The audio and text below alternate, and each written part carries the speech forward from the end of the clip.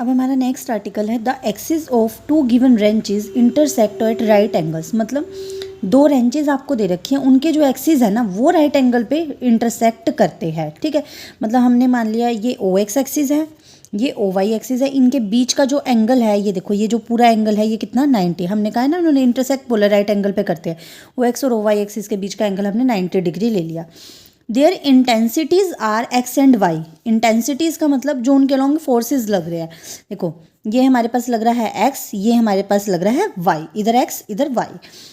And if their pitches are p x and p y, और pitches दे रखी है उनकी। पिचेज का मतलब होता है उनका डिस्टेंस होता है एक तरह से। तो पिचेस देखो एक्स के लॉन्ग तो पी एक्स दे रखी है और वाई के लॉन्ग पी वाई। तो देखो ये पिच दे रखी थी, फोर्स दे रखा था।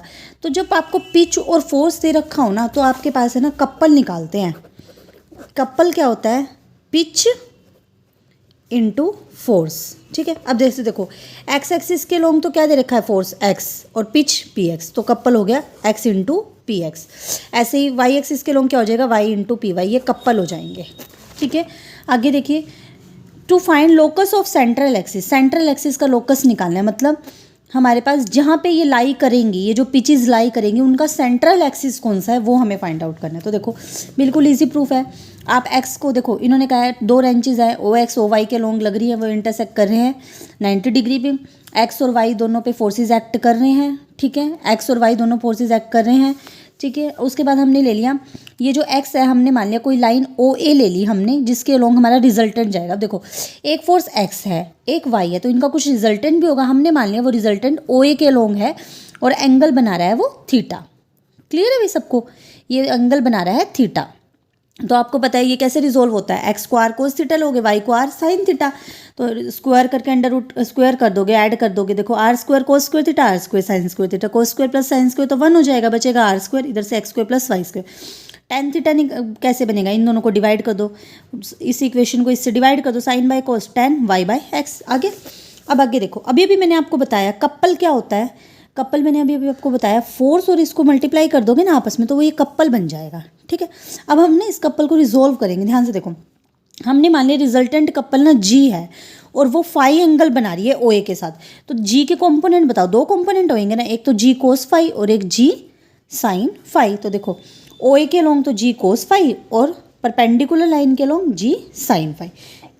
यहाँ तक क्लियर है सबको? अब देखो, अब ये तो रिजल्टेंट कपल थी, इसके दो कंपोनेंट हमने रिजोल्व कर लिए।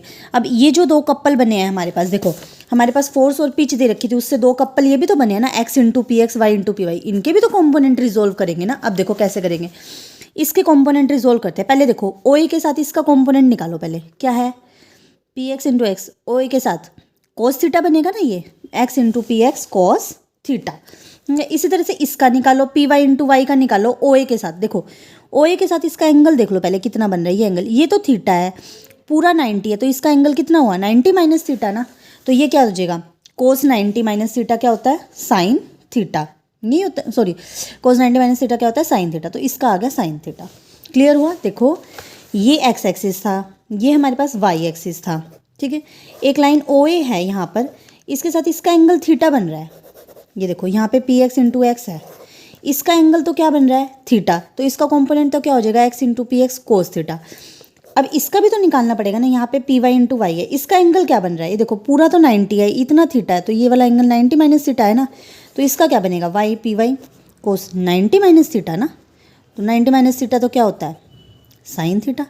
तो आगे दोनों component x p x into x cos theta plus p y into y sine theta. यहाँ से वैल्यू पुट कर दो, एक्स की जगह क्या पुट कर दोगे आप? R cos theta.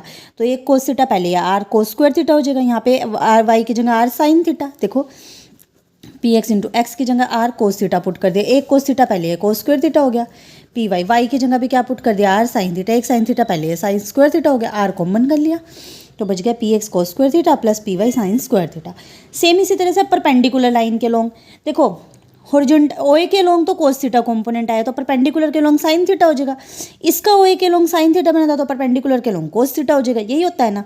अब देखो साइन का फर्क इनमें कैसे आया, क्यों आया वो देखो ध्यान से। देखो यहाँ से इजी, ये देखो ये पी एक्स इंटू एक्स है, ये इधर की तरफ जा रही है। अब ये जो ओ ए है, ओ ए के परपेंडिकुलर लाइन कुछ ऐसे गई होगी ना, इधर की तरफ आई होगी ना। तो देखो इससे तो ये उसी सेम डायरेक्शन में रही, ये तो पॉजिटिव ही रहा, लेकिन इससे तो ये अपोजिट डायरेक्शन हो गई ना, इसलिए ये वाला हमने नेगेटिव ले लिया। क्लियर। सेम यहाँ पर भी आर एक्स की जगह आर कोस थीटा और वाई की जगह आर साइन थीटा। तो देखो यहाँ से जब इसमें पुट करोगे एक्स की जगह आर कोस थीटा, यहाँ पे वाई की जगह आर साइन थीटा, तो देखो दोनों में से आर कॉमन होएगा, साइन थीटा कोस थीटा भी दोनों में से कॉमन होएगा, बचेगा क्या, पी एक्स माइनस का और पी वाई प्लस का, p y minus p x. Clear. आगे देखो, आपको पता है रिजल्टेंट कैसे निकलता है।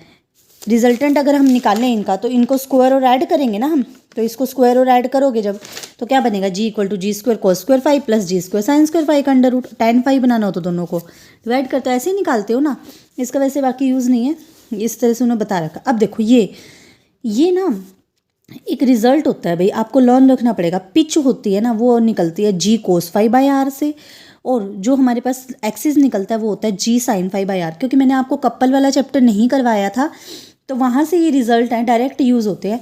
पिच निकालनी होती है तो उसका फॉर्मूला होता है जी कोस फाइव बाई आर, और एक्सिस निकालने का फॉर्मूला होता है जी साइन फाइव बाई आर। तो देखो आपके पास वैल्यू है तो इनको लर्न रख लेना। जी साइन फाइव की वैल्यू है, अभी अभी निकाली थी, पुट कर दो, बाय आर कर दो।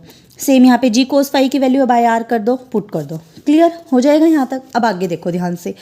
नाउ हमें तो सेंट्रल एक्सिस निकालना था ना, तो देखो हमने मान लिया ये जो सेंट्रल एक्सिस है ये एम पी जो है ओ ए के ही पैरेलल है। यहाँ से हमने लिया ओ एम की वैल्यू निकालना चाहते हैं अब हम।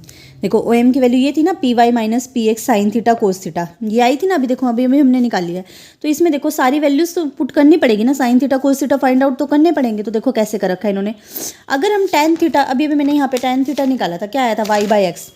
टेन थीटा से आप साइन थीटा और कोस थीटा बना सकते हैं ना, कैसे, देखो टेन थीटा का मतलब क्या होता है, परपेंडिकुलर बाय बेस, मतलब वाई की वैल्यू तो परपेंडिकुलर है और एक्स क्या है, बेस, तो हाइपोटेनियस क्या होता है, इन दोनों का स्क्वायर और रूट हो गया। साइन की वैल्यू क्या होती है, परपेंडिकुलर बाय हाइपोटेनियस, परपेंडिकुलर क्या है, वाई, हाइपोटेनियस क्या है, under root x square plus y square. Cos theta की वैल्यू क्या होती है, बेस बाय हाइपोटेनियस, दिस। तो ये दोनों वैल्यू को आप इस वैल्यू इसमें पुट कर दो, p y minus p x as it is, sine theta की जगह साइन थीटा की वैल्यू, देखो p y minus p x as it is, sine theta की वैल्यू क्या आई है अभी वाई अपॉन में under root x square plus y square.